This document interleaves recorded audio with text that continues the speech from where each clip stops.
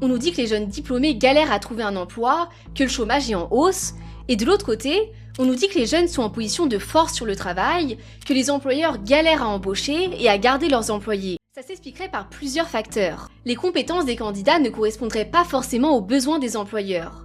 Par exemple, alors que les filières techniques n'ont pas trop la cote chez les étudiants, en parallèle, il y a 7500 postes disponibles rien qu'en région parisienne. Il y a aussi bien sûr la tentation de beaucoup de Français de profiter du chômage. Mais l'explication vient aussi d'un aspect géographique. Vu qu'alors que la plupart des diplômés se concentrent dans les grandes villes, beaucoup d'entreprises qui galèrent à recruter sont plutôt en zone rurale. Et vient s'ajouter à ça, comme on l'a vu, des jeunes qui ont des attentes élevées en termes de salaire et de conditions de travail, ce qui les incite à tout simplement refuser de travailler dans des postes qu'ils voient comme précaires. Et en vrai, même si tout ce qu'on entend dans les médias sur le monde du travail actuel peut être assez déprimant, en fait, tout n'est pas si désespéré que ça. Beaucoup de personnes, même des générations plus anciennes, sont en réalité aussi contentes des revendications qu'apporte la Gen Z pour améliorer les droits des salariés. Peut-être que ce sont eux qui ont raison au final, s'interroge la commerçante. Je me souviens qu'à mon époque, on osait à peine demander à prendre une pause déjeuner. Désormais, ils n'hésitent plus et l'heure, c'est l'heure. Et ça incite aussi les entreprises à évoluer avec leur temps et à se réinventer pour trouver du personnel.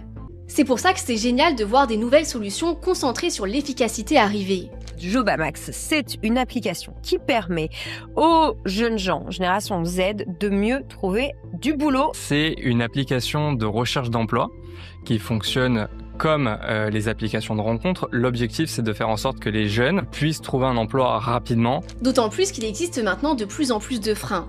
On a notamment vu se développer le problème des ghost jobs, qui sont des fausses annonces d'emploi qu'on trouve partout sur internet. Des employeurs s'amusent à poster des annonces alors qu'ils ne cherchent personne. Ça serait pour donner l'impression que l'entreprise est en pleine croissance vu qu'elle recrute, ou alors pour faire croire à leurs employés surchargés qu'ils vont bientôt avoir de l'aide, alors que c'est totalement faux.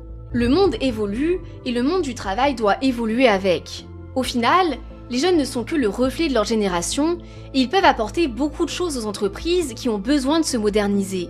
C'est la première fois qu'on voit une génération qui fait du reverse mentoring, autrement dit, qui apprend des choses à ses managers.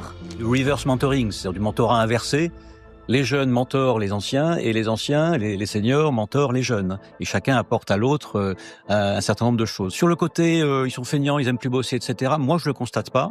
Parce que vu que c'est une génération intuitivement numérique, elle possède beaucoup d'informations sur des domaines qui dépassent parfois ses qualifications initiales. La génération Z, elle est incroyable parce qu'elle est née avec un écran dans les mains, qu'elle a un accès global à l'information. Elle s'épanouit dans cette forme d'immédiateté qui fait que les Z sont finalement